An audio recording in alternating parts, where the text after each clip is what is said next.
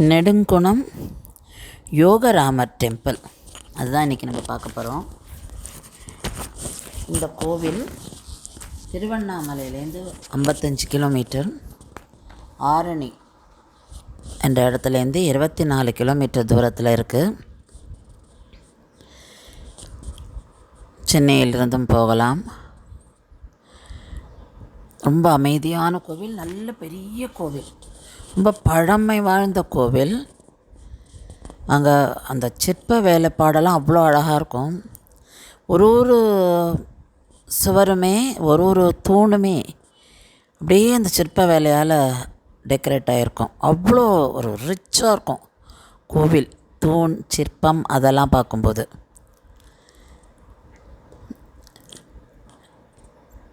இங்கே ராமர் உட்கார்ந்த நிலையில் இருப்பார். அவர் கண்ணை மூடிண்டு தியானத்தில் இருக்கார். எந்த ஒரு வெப்பனும் கையில் கிடையாதவருக்கு. நம்ம இதோட ஸ்தல புராணத்தை பார்க்கலாம்.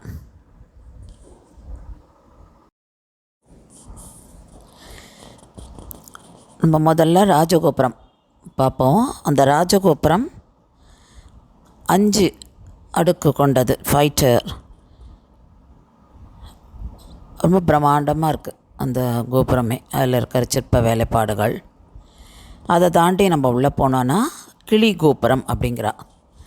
இந்த கிளி கோபுரம் ஏன் அதுக்கு அந்த பேர் வந்தது அப்படின்னா, இங்கே சுகபிரம்ம ரிஷி தவம் இருக்கார். இப்போ தவம் இருக்கும்போது ராமர் ராவணனை வதம் பண்ணிவிட்டு ஸ்ரீலங்காலேருந்து திரும்பி வந்துட்டுருக்கார். திரும்பி இங்கே இவர் தவம் இருக்கார் சுகபிரம்மரிஷி. அதனால் அவர் காட்சி கொடுக்கறதுக்காக இவரை பார்க்க வர்றார். அப்போ சுகர் சொல்கிறார், நீங்கள் ராமரை கேட்குறார், நீங்கள் எங்களோடைய இன்றைக்கி இருங்கோ, ஒரு நாள் என்னோட இங்கே தங்குங்கோ அப்படின்னு சொல்லியிருக்கார். ராமர் அங்கே தங்கினதாக வரலாறு. அதனால்தான் இது கிளி கோபுரம் அப்படின்னு சொல்லுவாள். இதில் இந்த சன்னதிக்கு பின்னாடி பார்த்தோன்னா ஒரு குன்று மாதிரி இருக்கும். அது கிளி அந்த ஒரு சாயலில் தெரியும்.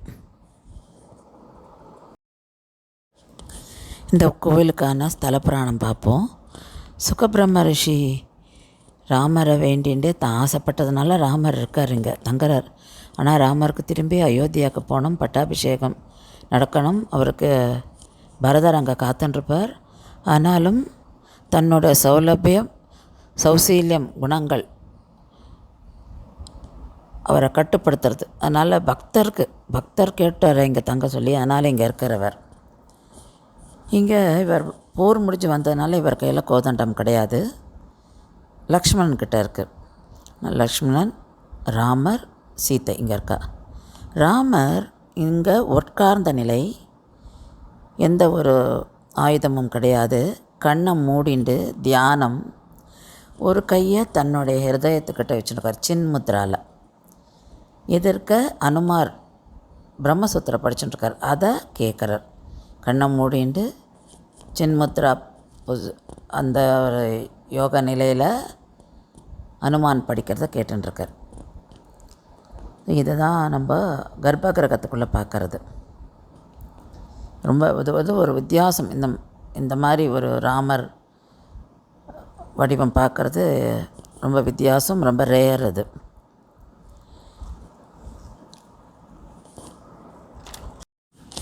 ரெண்டாவது கோபுரம், அதாவது நம்ம ராஜகோபுரத்தில் உள்ள ரொம்ப ரெண்டாவது கோபுரம் கிளி கோபுரம் சொல்வா. ஏன் கிளி கோபுரம்னா அது சுகபிரம்ம ரிஷியோட ஞாபகத்தினால சொல்கிறா.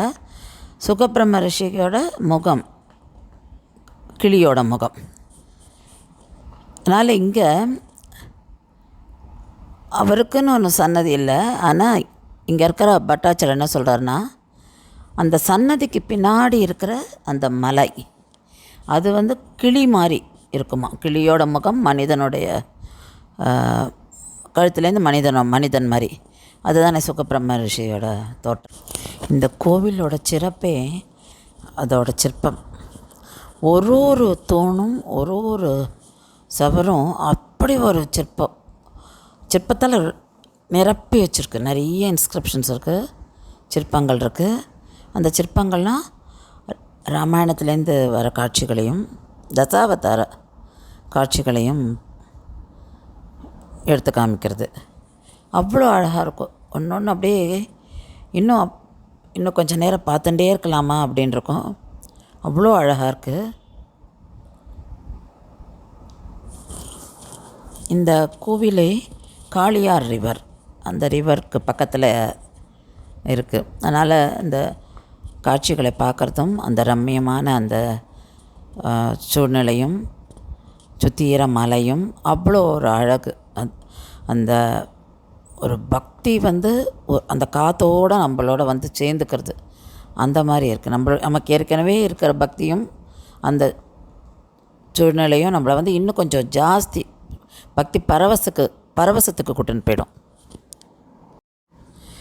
கர்ப்பகிரக பிரதர்ஷனம் பண்ணுறதுக்கு ஒரு குறுகலாக தாழ ஒரு பிரதர்ஷன வழி இருக்குது. அதை சுற்றிட்டு வரணும். அது ரொம்ப குறுகலாகவும் இருக்கும், கொஞ்சம் தழைஞ்சும் போகணும்.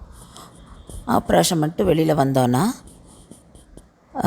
பெரிய பிரதட்சணம் பண்ணுறதுக்கு இடம் இருக்குது. அங்கே தான் நிறைய சன்னதிகள் இருக்குது.